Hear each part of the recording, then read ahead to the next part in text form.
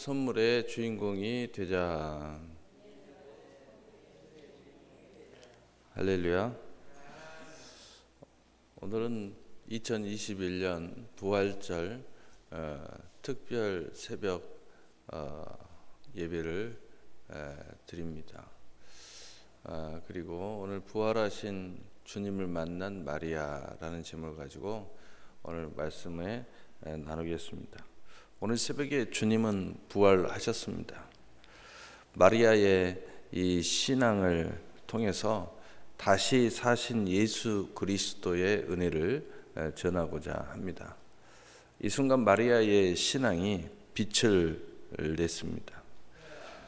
은혜에 대한 보답의 신앙, 사랑에 빚진 마음을 가지고 그 사랑을 깊이 알아 다시 사랑을 고백하는 신앙, 그리고 그 은혜 앞에서 향유를 헌신하는 신앙, 또 부활의 주님을 알지 못할 때 슬피 울며 그 예수님을 떠날 수 없는 그 마리아의 신앙, 바로 이러한 신앙 앞에 안식 후 첫날 새벽 미명에 주님의 무덤에 나갔다가 부활의 주님을 만나게 된 것입니다.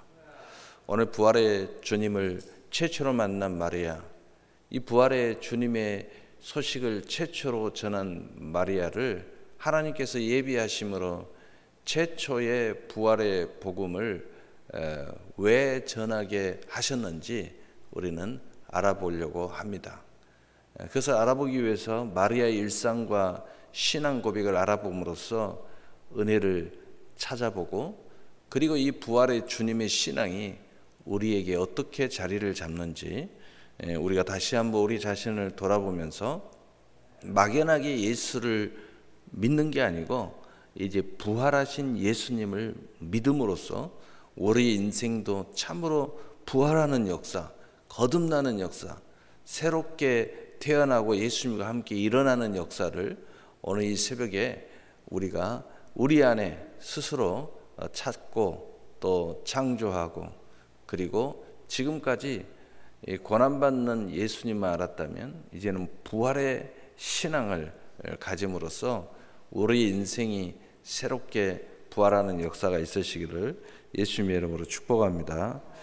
첫 번째로 이 마리아의 일상의 신앙 속에서 우리는 왜 하나님께서 마리아를 예비하셔서 최초로 부활의 주님을 만나게 하셨고, 그리고 그 부활의 예수님을 최초로 전하는 그 영광에 참여했는지 우리는 금방 알 수가 있는 것입니다.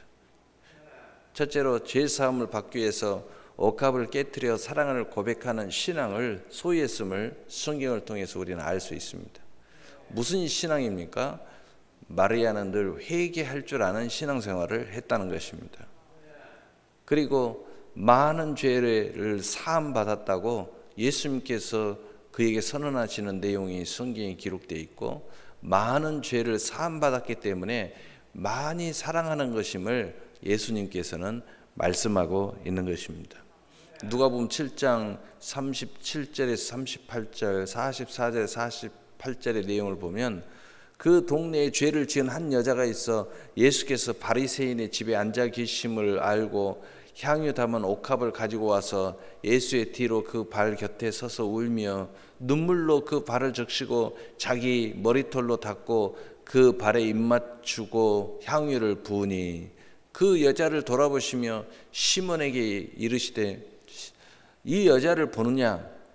내가 내 집에 들어올 때에 너는 내게 발 씻을 물도 주지 아니하였으되 이 여자는 눈물로 내 발을 적시고 그 머리털로 닦았으며 너는 내게 입맞추지 아니하였으되 그는 내게 들어올 때부터 내 발에 입맞추기를 그치지 아니하였으며 너는 내 머리에 감람유도 붓지 아니하였으되 그는 향유로 내 발을 부었느니라.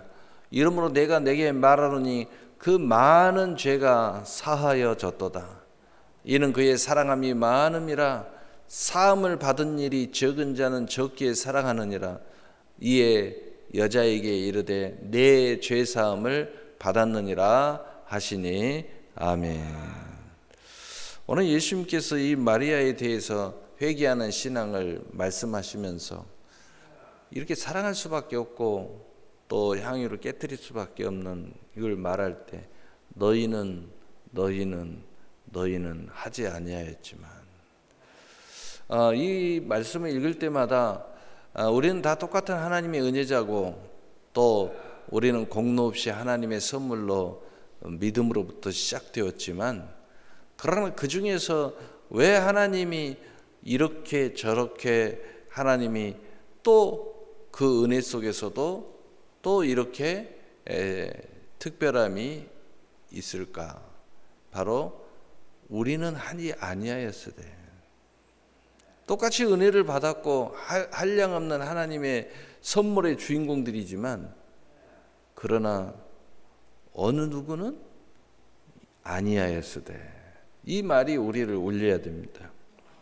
두 번째로 나사로 오라비의 죽음으로 낙심과 절망 속에서도 예수님께 순종함으로 나사로가 살아나는 영광을 본 사람이 또한 마리아였다는 것입니다. 바로 여기에서 우리가 볼 수 있는 것은 주님의 말씀에 순종하는 신앙생활이 그의 중심에 있었다는 것입니다. 그가 아무리 낙심에 빠졌고 아무리 실망에 빠졌고 또 주님에 대해서 상실한 마음을 가졌지만 주님의 말씀 한마디에 순종하는 모습을 그대로 보여주고 있습니다.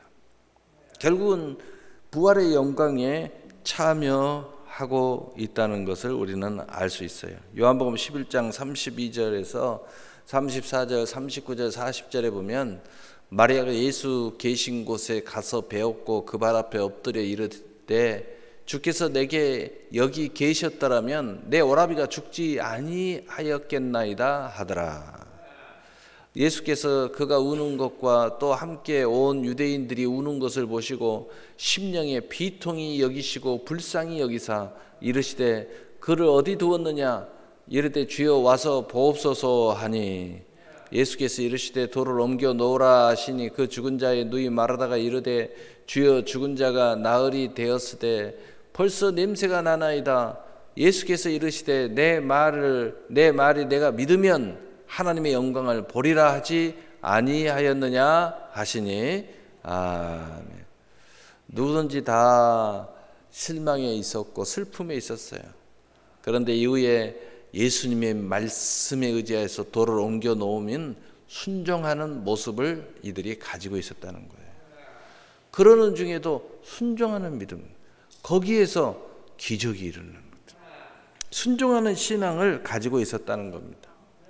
우리가 어떤 상황 속에 있을 때라도 우리가 순종하는 신앙 하나만 가져도 이 부활의 영광에 참여하는 거예요. 특별함에 참여할 수 있어요. 우리는 누구나 다 은혜자요. 누구나 다 은혜를 받고 있어요. 그러나 특별함에는 순종하는 신앙이죠. 세 번째로 예수님의 신방을 받고 옷값을 깨트리는 모습을 우리는 잘 알고 있습니다. 은혜의 빛에 대해서 헌신하는 신앙생활이 그의 마음의 중심에, 삶의 중심에 자리 잡고 있었음을 우리가 알 수 있습니다. 적은 것에 충성할 줄 아는 사람이 많은 것에 충성도 하는 것입니다. 장례를 예비하는 귀한 그릇으로 하나님이 예비했었고 또 그를 특별하게 쓰셨음을 우리가 알 수 있습니다. 또한 해방과 도전 속에서도 옥합에 헌신된 신앙생활은 선한 일에 예비됐어요. 그건 물러서지 않았어요. 또 주님께서 좋은 일을 했다고 선언하시고 복음에 전해지는 곳에는 하나님의 예비된 그릇으로 귀하게 쓰임받는 헌신을 함께 전하라는 명령을 하신 것을 우리는 기억하고 있습니다.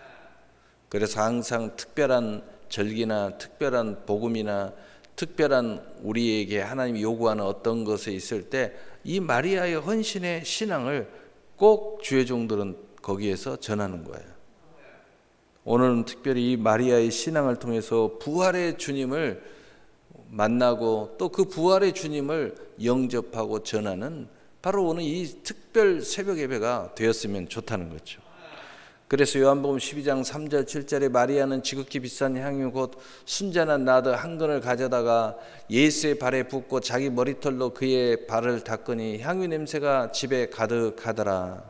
제자 중 하나로서 예수를 잡아줄 가룟 유다가 말하되 이 향유를 어찌하여 300데란에 팔아 가난한 자들에게 주지 아니하였느냐 하니, 이렇게 말하면 가난한 자들을 생각함이 아니요 그는 도둑이라 돈깨를 맞고 거기 넣는 것을 훔쳐가미러라.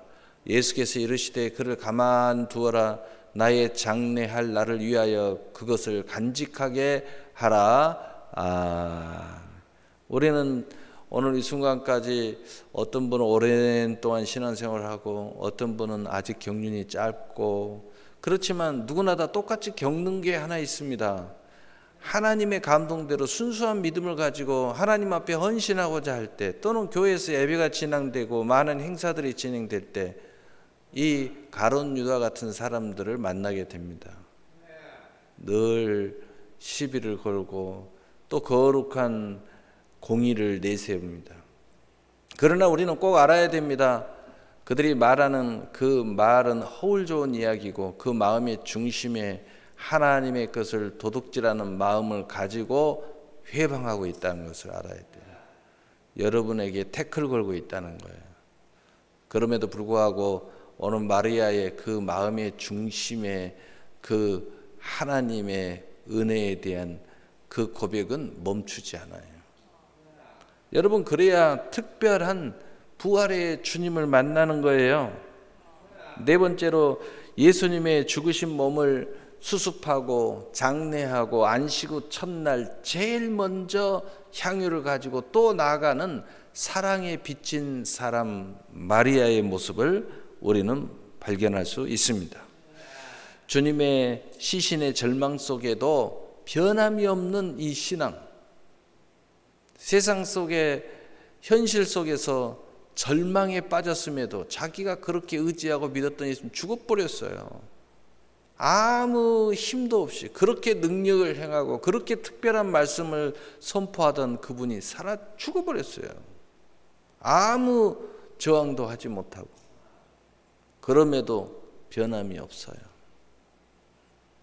주님의 시신의 옷값을 깨트리는 사랑을 고백했습니다. 최후까지 그 빚진 마음, 은혜의 마음을 갚겠다라는 의지의 신앙 고백을 우리는 발견할 수 있습니다. 당시에는 어느 누구도 예수님이 부활할 줄 믿지 않았습니다. 바로 이게 중요한 거예요. 믿었다면 당연히 하는 거죠. 그러나 성경에 보면 믿은 사람이 한 사람도 없어요. 부활의 주님을 만나고 그제서야 주님이 하신 모든 말씀이 깨달아지더라라고 성경 기록하고 있어요. 부활의 주님을 만나고 나서야.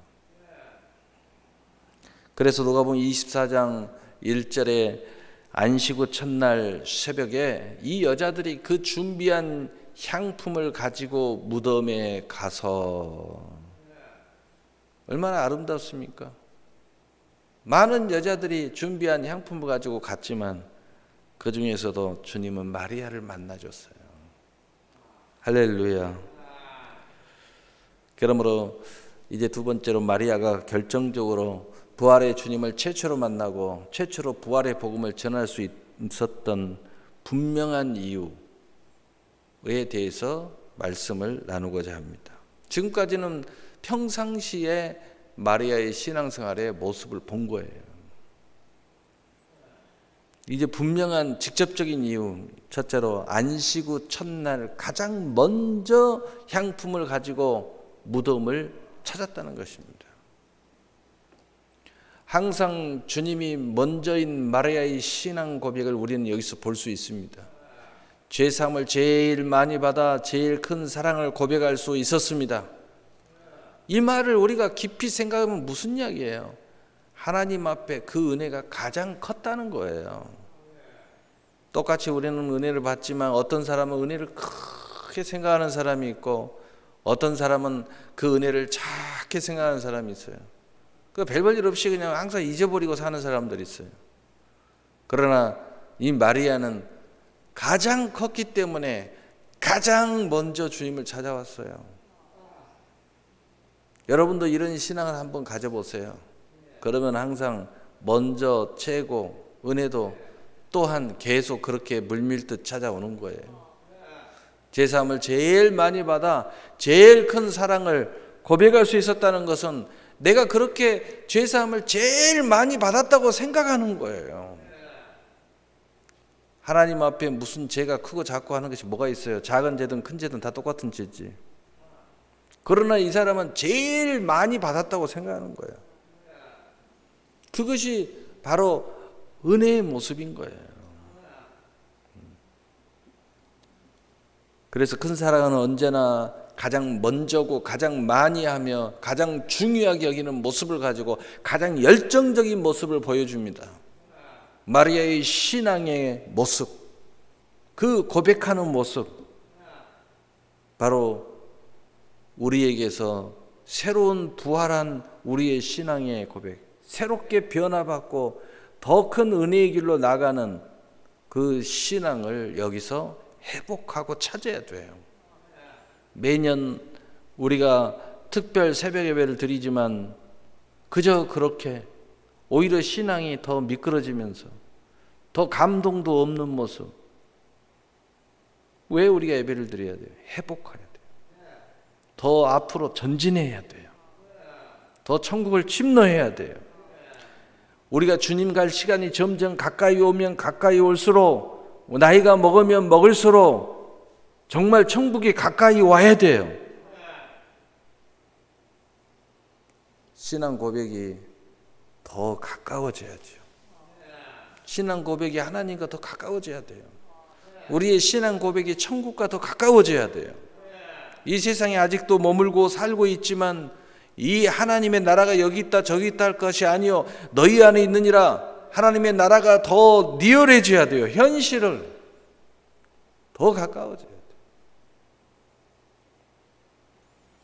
두 번째로 무덤이 비어 있는 것을 보고 사도들에게 알렸습니다. 문제를 본인이 감당하지 못하니까 목사를 찾았다는 거예요. 그저 그냥 나 혼자 그냥 에이 하고 말아버린 게 아니라는 겁니다. 그래서 사도들이 그 현장에 왔습니다. 깜짝 놀래가지고. 그리고 나서 사도들이 그 현장을 떠났습니다. 그럼에도 불구하고 이 마리아는 그 현장을 떠나지 못했습니다. 그 현장을 지키면서 슬피 울고 있었다는 겁니다. 아마도 그런 모습 속에서 우리 눈에 보이지 않지만 천사들은 항상 우리 주변에 있지 않습니까? 천사들이 마리아에게 접근한 거예요. 그 슬피 우는 모습. 어느덧 주님도 모습을 드러내신 거예요. 그때 주님이 마리아를 만나 위로해 주신 거예요. 그러나 마리아는 부활의 주님을 기대하고 있지 않았기 때문에 그저 동산지기인 줄 알았어요. 그저 그 산에서 일하는 사람인 줄 알았어요. 그러나 다시 우리 주님이 그의 눈을 딱 띄워주니까 그제서야 주님인 줄 알아봤어요. 큰 사랑으로 큰 슬픔을 가슴에 품은 마리아. 사랑이 너무 컸기 때문에 슬픔도 너무 큰 거예요. 남들은 그저 그냥 그랬어? 저랬어? 어디 있지? 그리고 그냥 해결 안 되니까 떠나버렸는데 마리아는 그 자리를 떠날 수가 없었던 거예요. 변심이 없는 사랑의 고백은 영원할 것을 말씀하고 있는 거예요. 그래서 요한복음 20장 11절 18절에 마리아는 무덤 밖에 서서 울고 있더니 울면서 구부려 무덤을 들여다보니 흰 옷 입은 두 천사가 예수의 시체 누웠던 곳에 하나는 머리편에 하나는 발편에 앉았더라. 천사들이 이르되 여자여 어찌 우느냐 이르되 사람들이 내 주님을 옮겨다가 어디 두었는지 나는 알지 못함이니이다. 이 말을 하고 뒤를 돌이켜 예수님께서 서신 것을 보았으나 예수인 줄 알지 못하더라. 예수께서 이르시되 여자여 어찌하여 울며 누구를 찾느냐 하시니 마리아는 그가 동산직인 줄 알고 이르되 주여 당신이 옮겼거든 어디 두었는지 내게 이르소서 그리하면 내가 가져가리이다. 예수께서 마리아야 시간을 마리아가 돌이켜 히브리 말로 납비오니 이는 선생님이라 말이라. 예수께서 이르시되 나를 붙들지 말라 내가 아직 아버지께로 올라가지 아니하였노라. 너는 내 형제들에게 가서 이르되 내가 내 아버지 곧 너희 아버지 내 하나님 곧 너희 하나님께로 올라간다 하라 하시니 막달라 마리아가 가서 제자들에게 내가 주를 보았다 하고 또 주께서 자기에게 이렇게 말씀하셨다 이르니라. 얼마나 놀랍습니까? 부활의 주님을 만나지 못하고 시체를 잃어버린 그 슬픔 속에서도 사도들을 찾아서 사도를 불러 모았습니다. 그리고 다 떠났는데 다시 부활의 주님을 만났어요. 그리고 부활의 주님을 만나고 나서 복음의 사명을 받았어요. 가서 전하라는. 오늘 우리도 이 복음의 전함의 사명을 우리도 받는 줄로 믿습니다. 너희가 성령 받으면 권능 받고 예루살렘과 온 유대와 사마리아 땅끝까지 이르러 내 증인이 되리라. 부활의 주님을 만난 사람은 부활의 주님을 전합니다. 치료의 하나님을 만난 사람은 치료의 하나님을 전하는 거예요.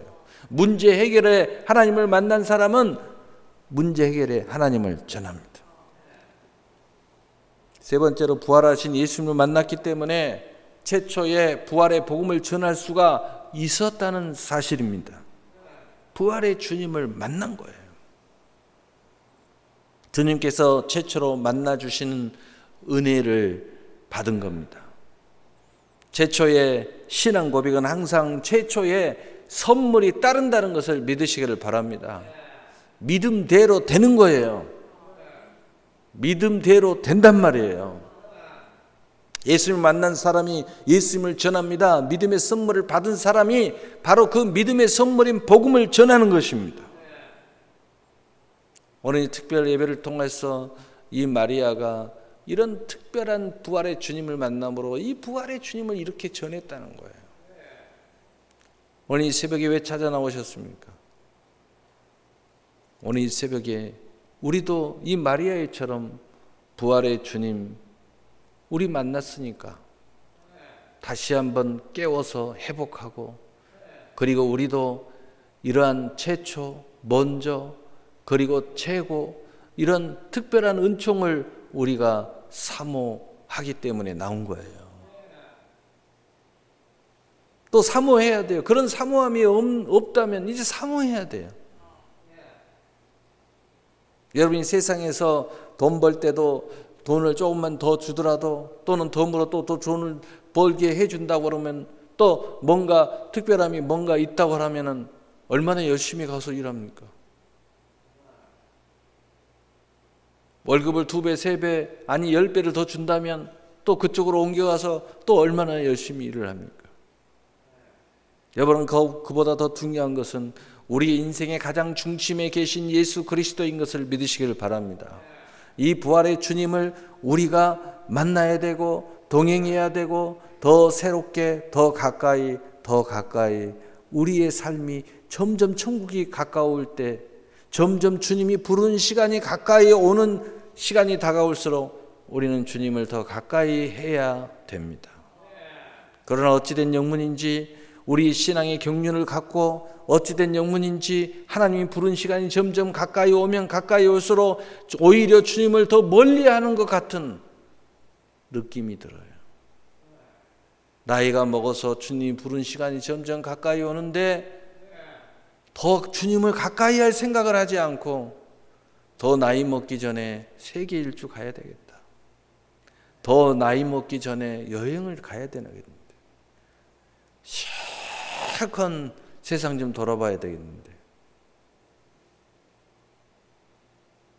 여러분 어떤 사람은 시간이 많이 남을수록 내가 지금까지 바빠가지고 주님을 제대로 섬기지 못했는데, 주님께 기도 생활을 제대로 못했는데, 헌신하는 생활을 하지 못했는데, 복음 전하는 시간을 제대로 못 가졌는데, 내가 저 천국의 돈과 동력이 쓸지 않은 하늘의 창고에 쌓은 게 아무것도 없는데, 내가 이게 시간이 이렇게 주어졌으니 여기에 집중해야 되겠다.